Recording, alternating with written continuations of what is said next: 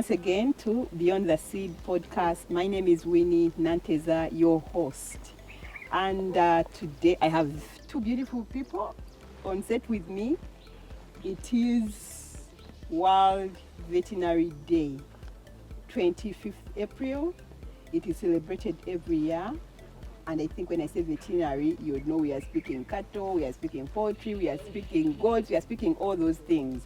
And you may be wondering why there are two young people. I think growing up, I've been used to seeing older vets, the ones of 55 plus years, when they say, oh, a vet is coming, and you're like, Then an older man comes around on their pitchy. They take care of our animals. Getting into research or agriculture, I have realized there are so many young people out there doing this work that you're doing. And for this World Veterinary Day, I said, why don't we talk to the young people, the Gen Zs? We could hear from them so they could maybe inspire others, encourage other young people. And yeah, just to get to understand, as Gen Zs, we are told you're this funky and what. I'm wondering how you fit into a field like that. And how do you do your Gen Z things in veterinarian work? So this is why you're here today, and you're welcome. I'd like to welcome you on set, colleagues or farmers. On my left is Victoria. You are now a doctor. We say doctor. Oh, yes. Dr. Victoria Maiga, who is an AI technician, AI artificial insemination. Yes. With URAS. They are distributors of semen in Uganda. Yes. You're welcome. Thank You're you beautiful. so You're so Thank smart. you. I didn't know that. But anyway, you are a doctor, so you're as tight as doctors can get. Solomon Seranja. On my right is Dr. Solomon Chigondo. You're welcome. Thank you so much. He works with NARO as a veterinarian, and he'll tell us more about that. He's working with a very strong team down there, trying to make sure that farmers get solutions to ticks, and he'll be sharing with us how that is going.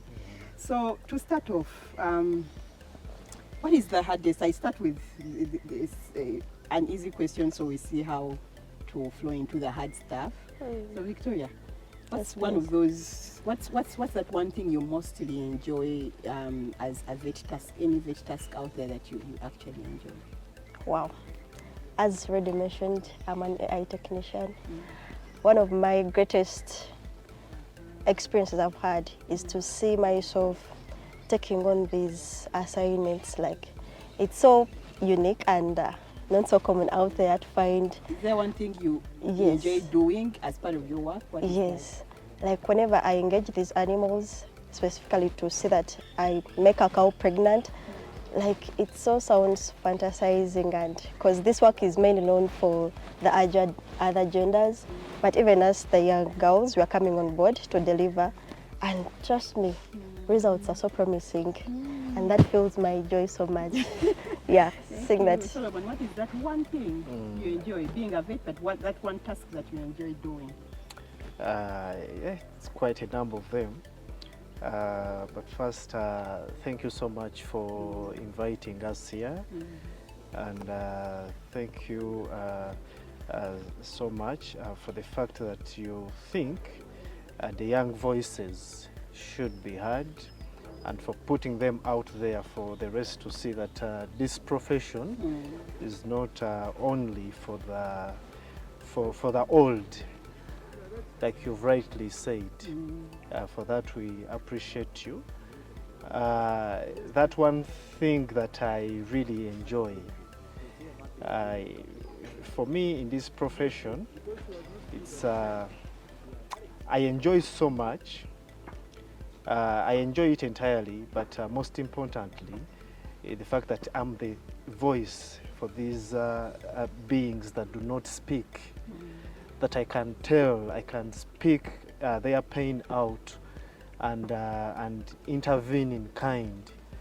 I think that's what gives me the most joy, you know, intervening, treating it, alleviating its pain. Yes. So, what is that, now that we know what you love to do, what is that you detest? You're like, when it's time to do that particular one task, you're like, what is it? You're like, for me, sadly, it is sometimes you are forced to bring down an animal because of a number of issues, including extreme pain, What is bring down? euthanasia, mercy killing of an animal. You have struggled with that. Yes, of course, it's It's very difficult for you to see. yes, it's an extremely hard issue. Yes, that's one thing that that is very, very difficult. And then some other times, the nature of our practice sometimes requires that a farmer contributes probably some money, a farmer or an animal owner, for you to treat an animal, and then sometimes the farmer doesn't have that money, and yourself, you're so constrained to have all the resources that are required to give this animal the best care. So walking away from that animal is extremely It's like painful. you are Yes, it's a very painful experience. Wow. Victoria, what's that one amongst the tasks that you do as they are, when I say veterinarians, these are basawo baby story. Yeah. Yeah, the doctors. Oh. Abashaho. So what is that one thing that actually you detest to do as part of your vet work? When it's time to do that thing, you're like, I wish I don't have to do this. Of course, it's something that you can't honestly escape because you have to deliver that part of restraint. Because some of our patients, like the larger animals, are so huge, like you have to find yourself doing a certain activity on them, but the restraint part is so complex that you find certain farms even without some tools that could help you on that, like crashes. Find you struggle so much, the energies or any other efforts you would have used to do something else to the animal, you exhaust it on putting the animal down. And it incurs a lot of accidents. In the long run, you can find yourself with lots of injuries along the work. For you or for the animal, the injuries? It can be two-way, but more to you, the service provider, and definitely sometimes the animal, if done poorly. Has that ever happened in your Of course, it has so much practice? happened because we have no control over certain things. The farm settings in other countries, sometimes they're a bit worrying, and you just have to find yourself working around the conditions you It's found. available. Yes, that is so risky. Yeah, and sometimes vets lose their lives trying to restrain animals.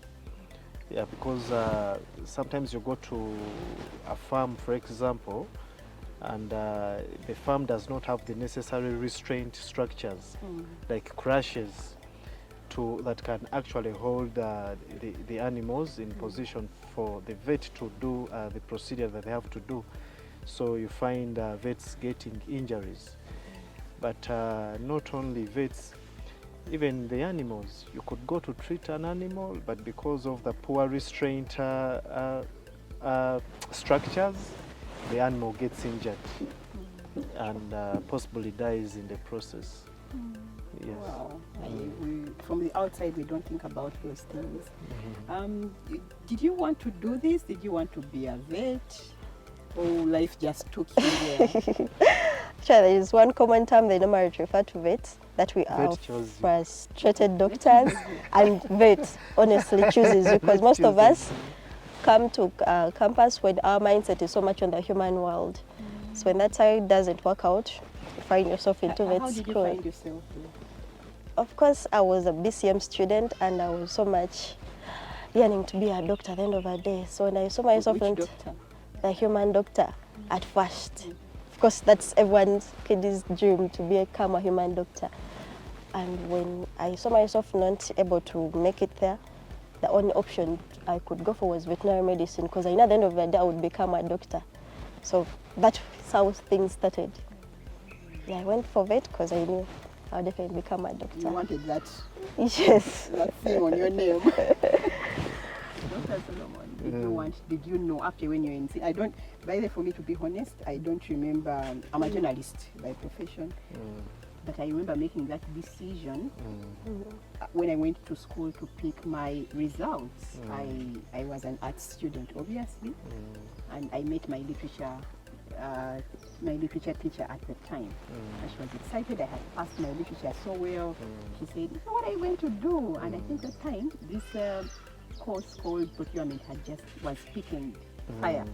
So I said, "Procurement?" I said, "Well, I don't know. How about you become a journalist?" So that's how I go and find out that, well, this is the course you do to become a journalist. How did you end up in vet? Mine is a bit interesting to talk about because my grandfather was a vet. He used to treat animals. He was very popular in the districts in which he operated. However, I didn't see him. I just hear stories about him, but the legacy still lives years after his death. So my father, he told me that I should be a vet, and I refused. I told him I can't. Why? I told him there is no way. I don't know, I just, for the sake of it. So I wanted to do optometry. Yes, I wanted to treat eyes. But when I reached A-level, towards the end of it, I decided that I was going to do veterinary medicine. Yes. And for me, it was about, first, my love for my grandfather, who I never saw.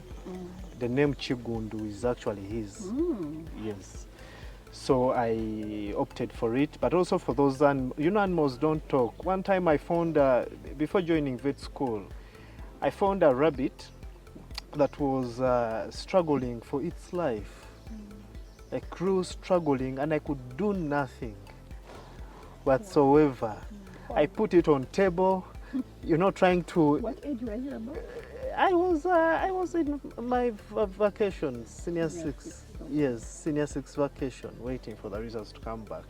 I think it was around that time. That rabbit died, but I believe it was around that time that my perception got fixed to doing veterinary medicine. That when I had to apply for which course to do, vet was my first choice. Yes. Interesting. Did you have any expectations starting this journey? Yes. What are the expectations versus reality for you? I had one single expectation: freedom to do a number of things. I didn't want to be fixed on one thing, and that's why, for me, human medicine was not a thing for me. From the word go. What do you mean when you say fixed on one thing? Like fixed on one species. Oh. The Homo sapien. I didn't want that. What is Homo sapien? Homo sapien are humans. Yes, it's the name for humans. Is it the botanical name? Yes. I know, but botanical is plant. The species name for humans. Yes. And they also specialize, the opticians, the dentists, the what?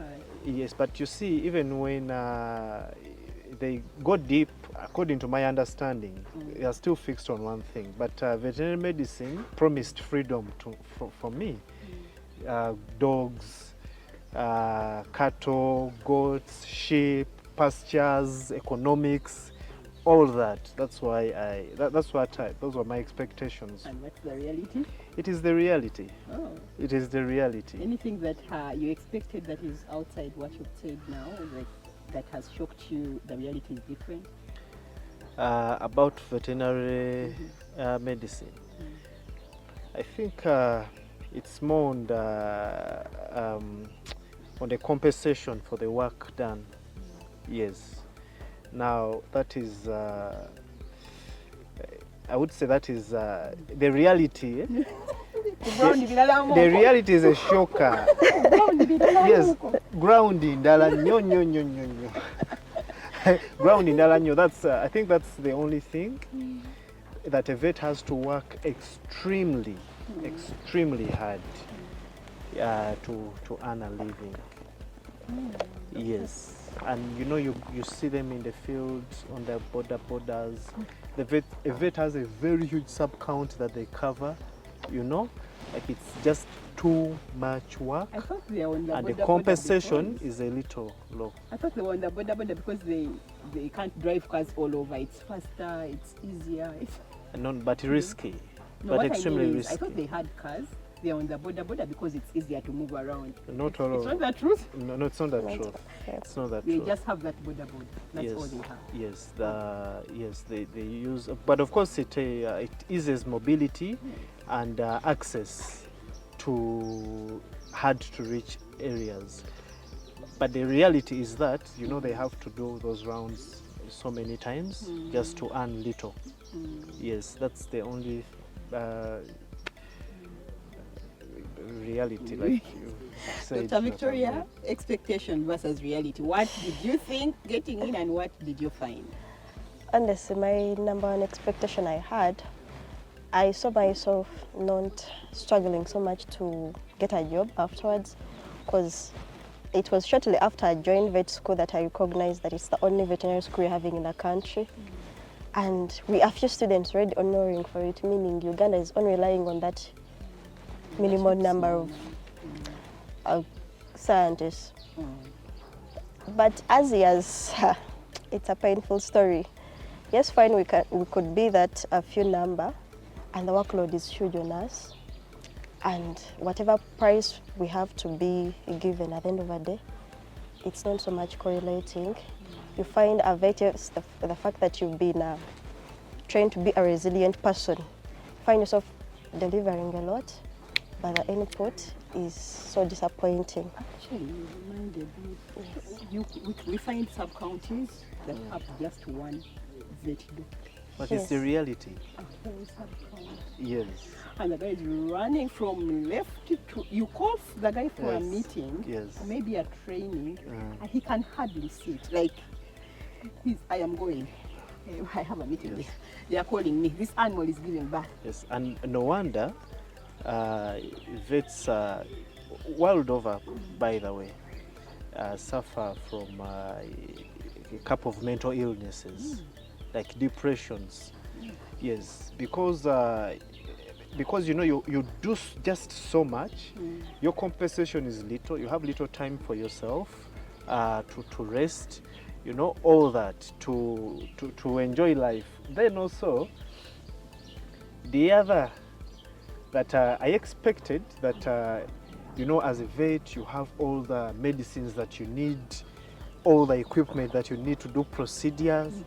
It is not the reality. It is totally different.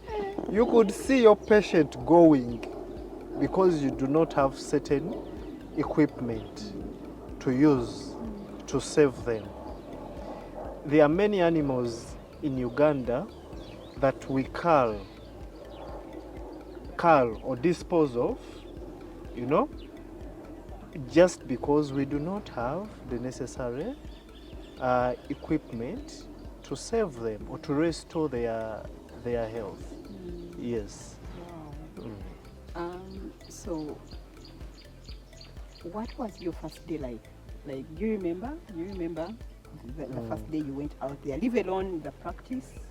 Of course, I know when you're practicing, you go to, you go through the actual stuff. You go to a farm. I know Makerere has some farms. Sometimes I see people in Narrow.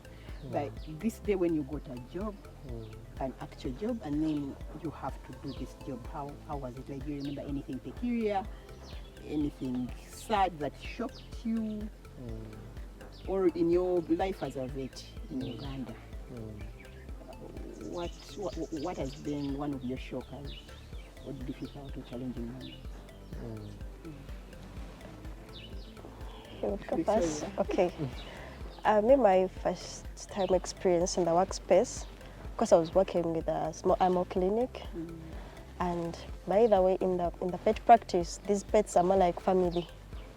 whatever probably you're planning to offer to the production animal, it's not what you could probably offer to the pet animal, because it's more like a human being. You have to be good in your diagnostics, be good in your treatment plan, so that this patient is saved. But all that is a huge cost.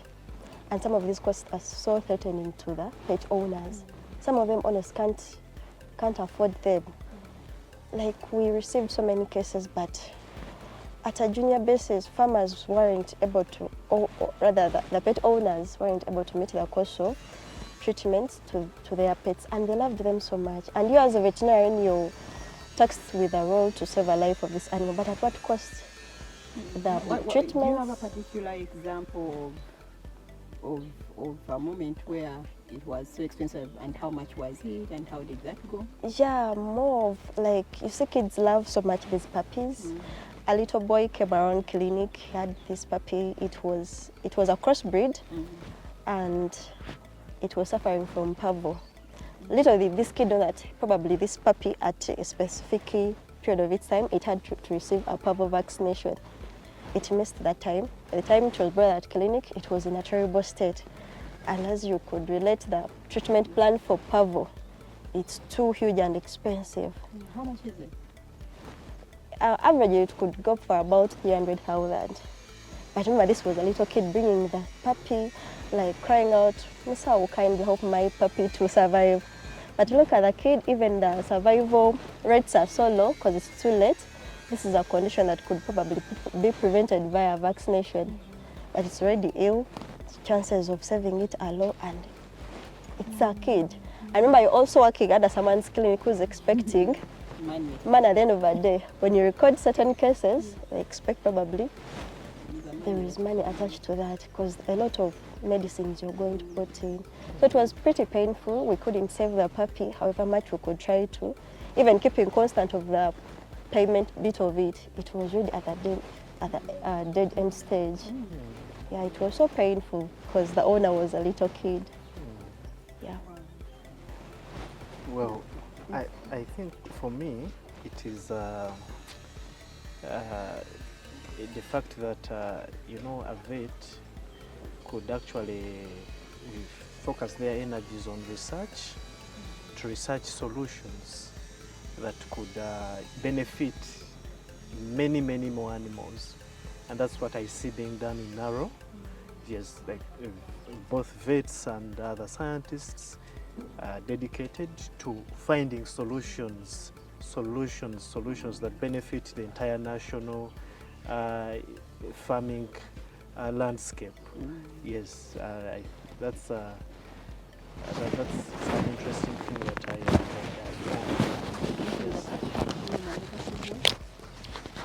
In the field there, this is a surprise. I think it's something that is not peculiar only to Uganda. The fact that veterinary practice is sort of just putting out fires, you know, responding to emergencies, just the short term. That is Uganda for you. Yes, the short-term problems. Yes, that has been a shocker, reactive, instead of focusing on the most strategic things, you know, because what the farmers may not know is that a vet can actually help them even in the economic aspects of their farming businesses. Other than the diseases, they can, because they've been trained in economics, in farming economics. Yes. So I think the vet is not well utilized yet. Yes, they can deliver more, and the problem could lie both with the vets, but also with the farmers, and then also with the policymakers themselves. I think that has been a shocker. That, you know, we are in this sort of circle where a vet gains because there is a farmer with a sick animal, you know, and that's dangerous. Don't the medical doctors benefit like that? They benefit when we foresee. I, Probably they pray in the morning, please God, bless my job. I don't think so, but they work hard to eliminate diseases like polio, for example. Yes. So vets, I believe vets should do that. Of course, they are doing it on a number of avenues, but they should do more together with the farmers and the policymakers. Yes. Okay. I just want to get a feel. You come from public, by public I mean government work, and she comes from the private sector. Are there any peculiar differences? How different is your work? So you could share coming from your side. How does this pan out? How is the veterinary practice in public institutions different from private? From private. Do you go through the same challenges? Do you see the same opportunities? Yeah.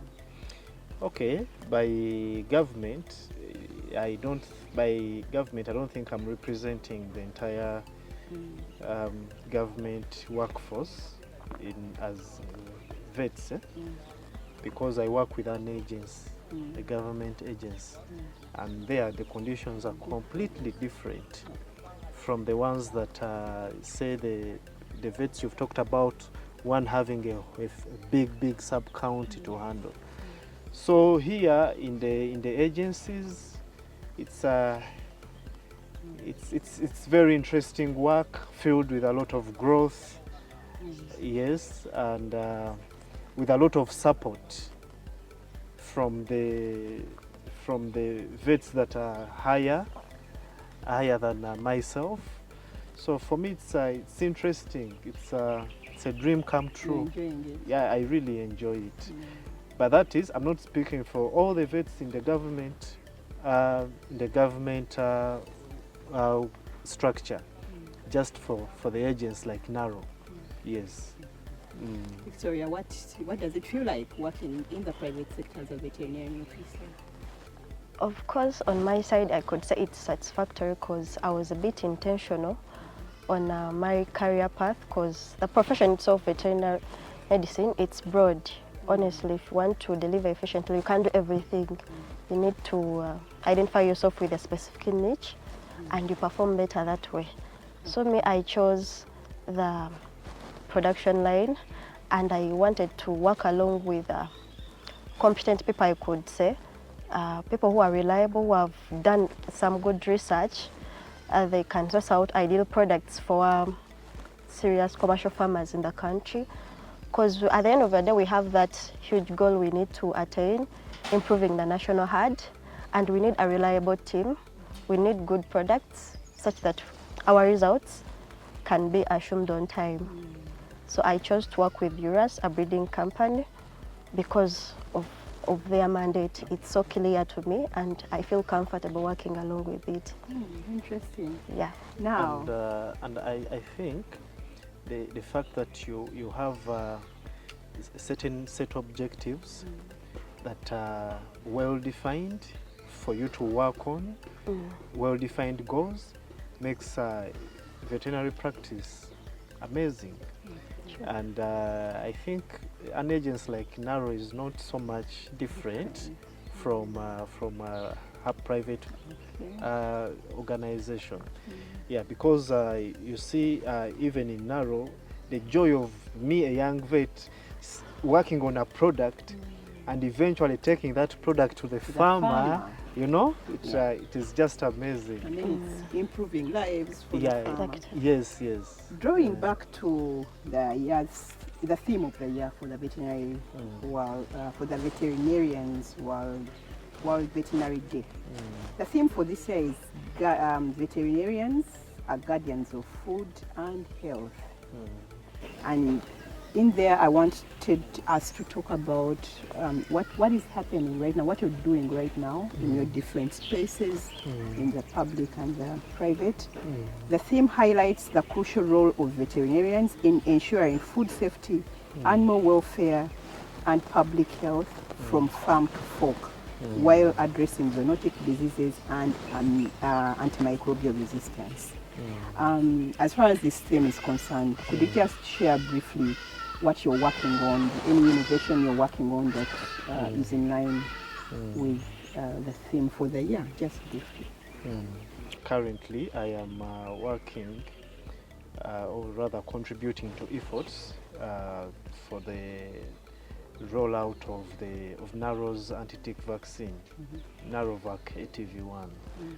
And with that, of course, we address the welfare issue, because animals have rights, and one of their rights is rather one of their freedoms is the freedom from disease and pain. So this anti-tick vaccine, of course, protects these animals from ticks and tick-borne diseases eventually. So with that, Narrow is contributing to the welfare of the animals. And then the other aspect of public health. Because of ticks, we are desperately using chemicals to control the ticks. We are using acaricides, we are using chemicals for Crops. yes, for crops. We are using chemicals to kill the parasites that the ticks transmit. And in the process, as a country, we are losing over 1.1 billion US in a year, in a single year. And that cost goes, of course, both to the government, but also to the farmer. So our farmers are kept in perpetual poverty, which also, checks or threatens our food security. Because if you can't have the money, you won't buy the food. And also your animals are dying. They cannot produce enough milk, that we can use as a country.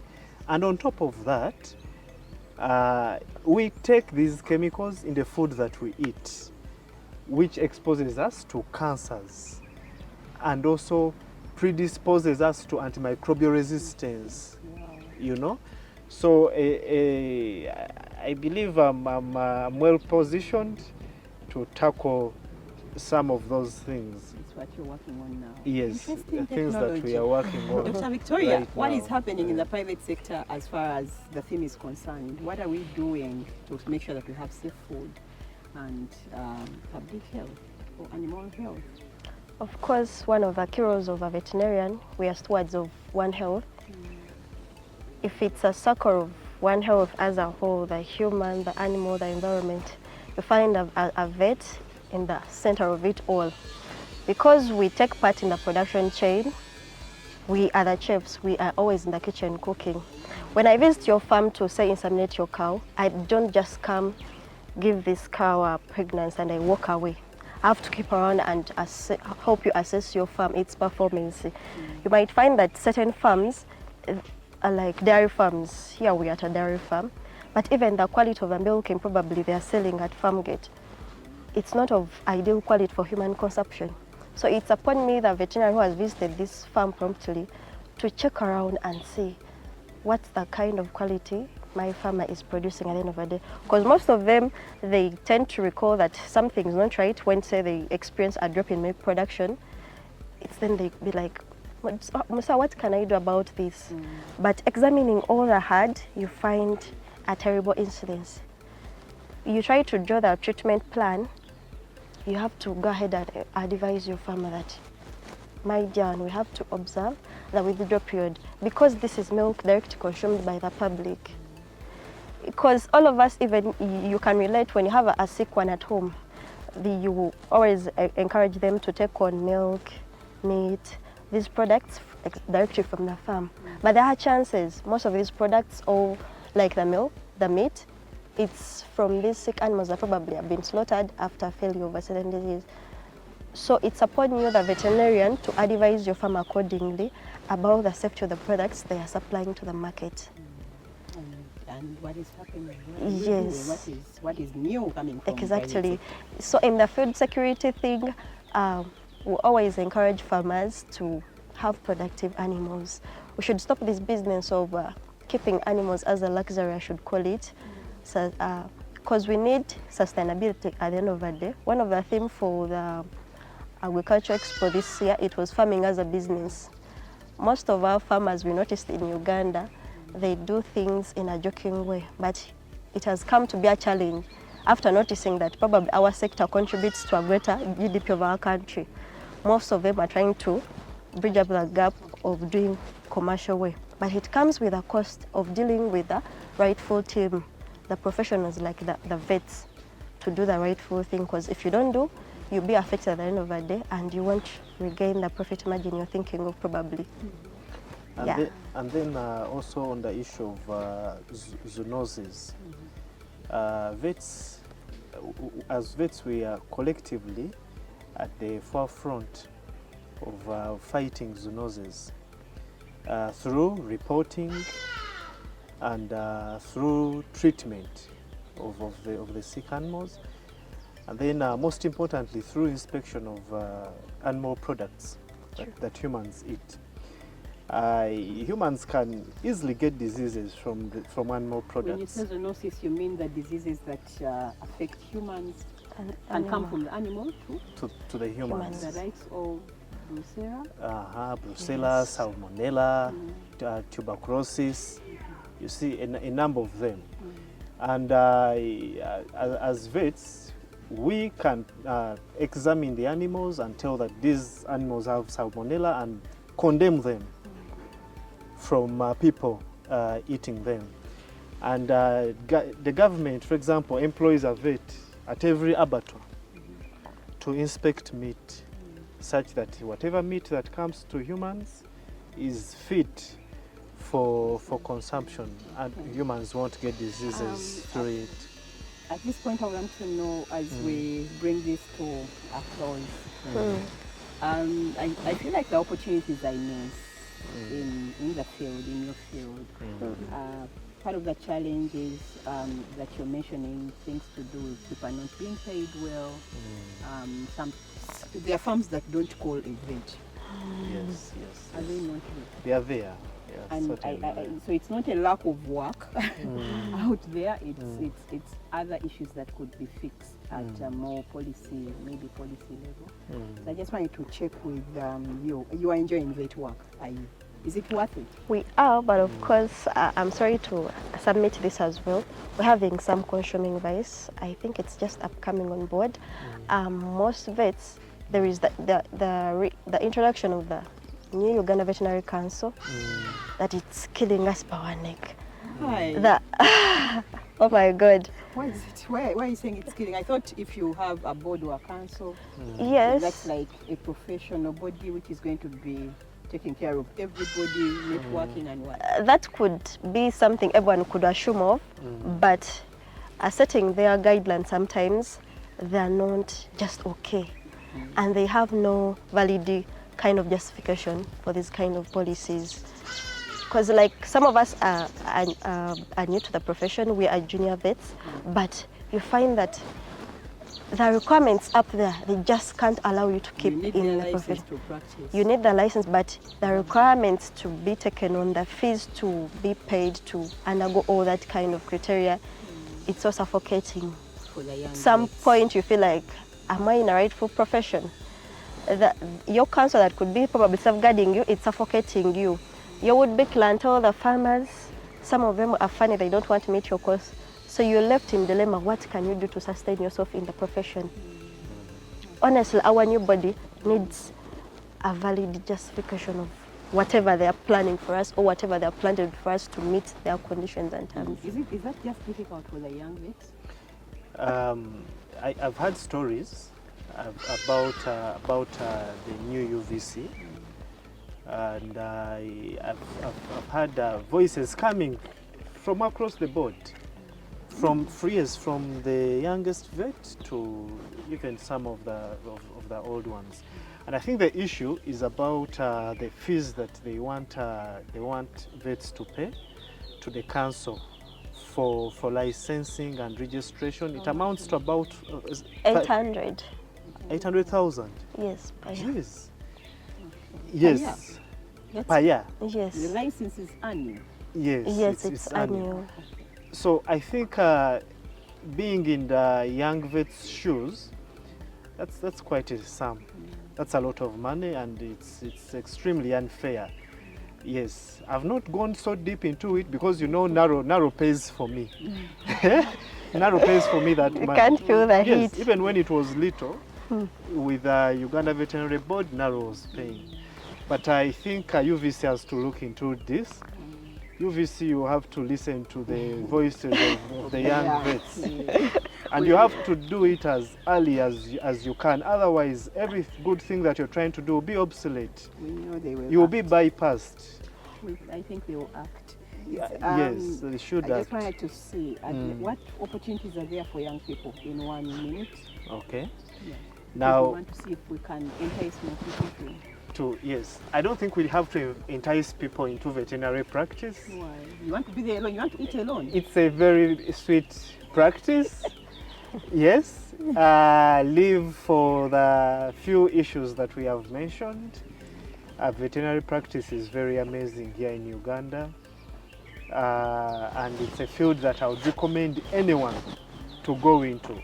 I don't know how many parents have come to me asking me whether their kids should do veterinary medicine or go do some agricultural courses, animal husbandry, and I always say yes with a very big smile, because live for the challenges that we've mentioned. Veterinary practice is diverse. There are just so many opportunities that a person can get into. If everything has failed, you can do production yourself. You can have the animals, and the pastures and all that, and do them yourselves and actually earn. Yes. So for me, it's a very They good. should all come. They should all come. all they should all join the profession. Victoria, what opportunities are there for young people? Of course, as we can notice, there is that huge burden of unemployment in our country setting. But here's a profession for you. Honestly, however much you've cried out our challenges, but you can never find a broke vet. I'm just a fresh graduate, but As a woman, I'm curious to know how do you do this vet thing? I can hardly move near I'm an already animal. even past the level of surviving. I'm thriving, I should say. With or without employment, I can still thrive in this country setting of ours, which is claimed to be so full of unemployed youth. So I call upon the agents of mine, both ladies and gents, kindly embrace agriculture. It's the way to go. Come on board. Personally, I'm a proud poultry farmer. Yes, so I saw this as a breakthrough for me, because live around the capital thing, you need the knowledge. We have the knowledge. We have the skills. Money can always come on that if you know what to do. Because you find most farmers, commercial farmers, are investing more into the professionals. That's a huge cost they're incurring. But you are a vet, you're endowed with all these privileges. Can utilize them. I'm proud so that I'm part of the crew that is feeding the future.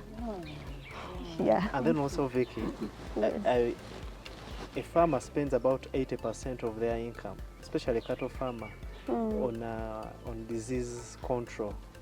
That is vet fees, drugs and all that. So I imagine if I'm a vet, I do not have to spend all that money. It's You don't have to me. invite another person on your farm. What is a smart way to think about it?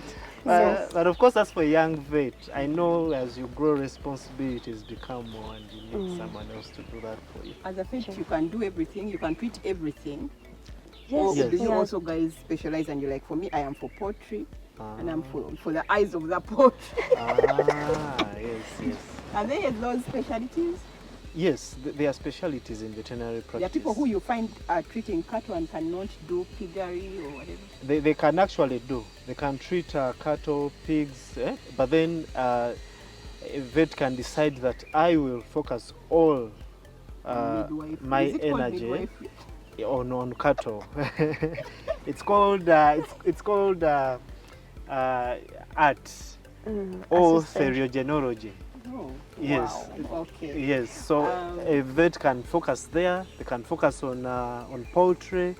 They can focus on artificial insemination. Yes, Can focus on pet on practice. research.